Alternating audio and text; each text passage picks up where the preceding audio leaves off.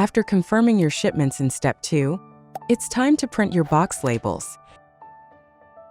If you have any pallets in your shipment, you'll confirm those details and print carrier labels in the next steps. If there are no pallets in your shipment, this will be your final step.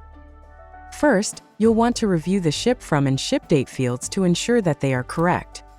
You can edit the ship date at this point, but if your ship from field needs to be changed, you'll need to go back to Step 1. Next, review details for each shipment in the shipment card. Select Rename if you would like to update the shipment name. If you want to edit shipment contents, select View or Edit Contents in the shipment card. The window that appears lets you view box allocation across shipments, print your pack list, and edit unit quantities. You can adjust up to 6 units or 5% of total units, whichever is greater. Select Validate Updates when finished. To print box labels, select the drop-down menu in each shipment card to choose the size of your labels.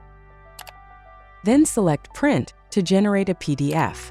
You'll need to work with your carrier to create carrier labels, then apply both to each box. For pallet shipments, your PDF will also include only FBA box ID labels.